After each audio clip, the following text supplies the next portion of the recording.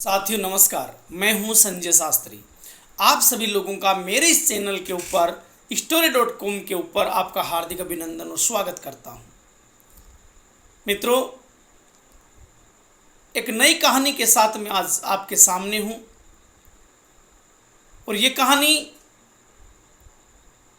राजस्थान से जुड़ी हुई है और राजस्थान में भी भारत के हृदय सम्राट मेवाड़ से जुड़ी हुई है। ये कहानी है उस क्षत्राणी की जिसने युद्ध में जाते हुए अपने पति को राष्ट्र हित की बात समझाई। ये कहानी है उस वीरांगना की जिसने युद्ध में जाते हुए अपने पति को सर काट के निशानी दे दी। मैं बात कर रहा हूं मित्रों, आप सभी जानते हैं हाड़ी रानी की। हाड़ी रानी का वास्तविक नाम था इंद्र कंवर या सहल कंवर, जिसका जन्म बूंदी के हाड़ा वंश के यहाँ हुआ था और हाड़ी रानी का विवाह मेवाड़ के सामंत और शलुम्बर के सरदार राव रतन सिंह चुंडावत के साथ हुआ। ये कहानी उस दौर की है जब मेवाड़ का शासन महाराणा राज सिंह के हाथों में था और दिल्ली की मुगलिया सल्तनत पर अब तक का सबसे क्रूर बादशाह बना था औरंगजेब। जैसा कि सर्वविदित है, मेवाड़ और दिल्ली के मुगलिया सल्तनत के बीच में कभी भी प्रेम की बात नहीं बनी। आपस में विवाद ही चलता रहा। वो नींव चाहे महाराणा प्रताप से मानिए और उसी परंपरा को, उसी महाराणा प्रताप की परंपरा का निर्वहन किया महाराणा राज सिंह ने भी। मित्रों, विवाद शुरू हुआ किशनगढ़ की राजकुमारी चारुमती को लेकर के। किशनगढ़ की राजकुमारी चारुमती से औरंगजेब स्वयं विवाह करना चाहता था। इस बात की जानकारी जब महाराणा राज सिंह को पड़ी तो रातों रात उन्होंने सारा खेल बदल दिया और स्वयं महाराणा राज सिंह ने चारुमती के साथ में विवाह संपन्न कर लिया।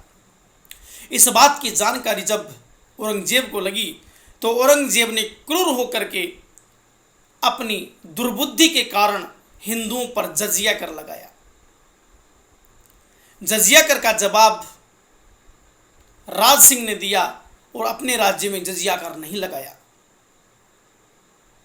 राज सिंह ने फिर क्रुद्ध होकर के हिंदुओं के मंदिरों को तोड़वा दिया।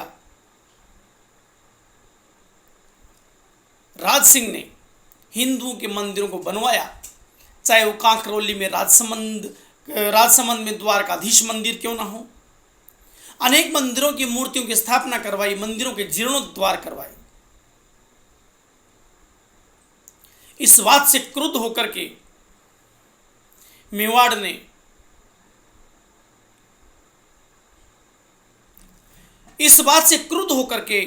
क्रोधित होकर के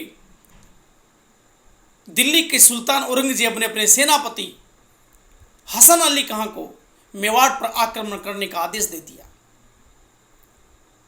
दिल्ली से मुगलिया सेना अपनी लाव लश्कर के साथ अपने सेनापति हसन अली के साथ में रवाना हो चुकी थी।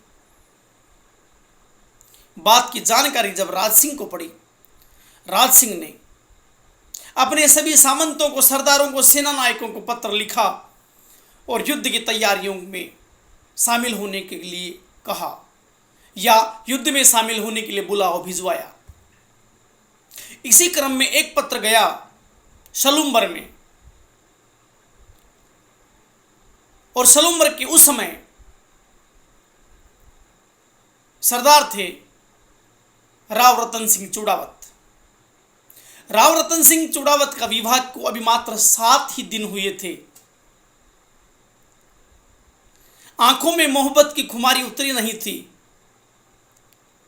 हाड़ी रानी के हाथों की मेहंदी भी फीकी नहीं हुई थी। पत्नी के प्रेम में फंसा हुआ रतन सिंह की आंखों में भी पत्नी का ही नजारा था और हाड़ी रानी के मन में अभी भी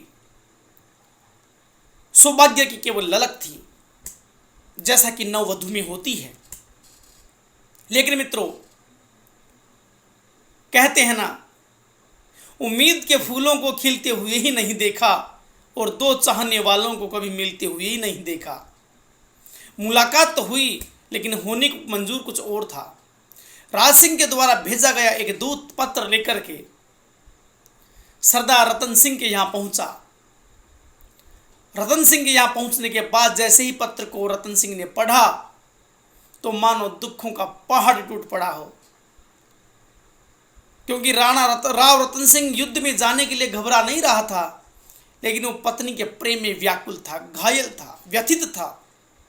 इस बात की जानकारी जब हाड़ी रानी को मिली कि पति का बुलावा आ गया है युद्ध के लिए,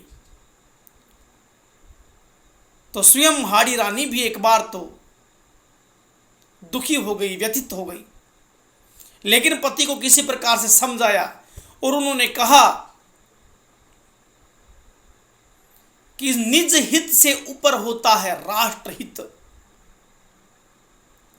ये प्यार मोहब्बत की बात से ऊपर होती है राष्ट्र की भावना, राष्ट्र देश के प्रति प्रेम की भावना।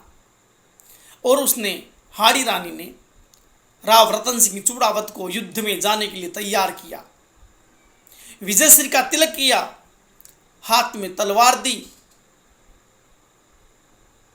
घोड़ों को तैयार किया, दीपक लेकर के आरती उतारी और रतन सिंह को युद्ध के लिए विदा कर दिया।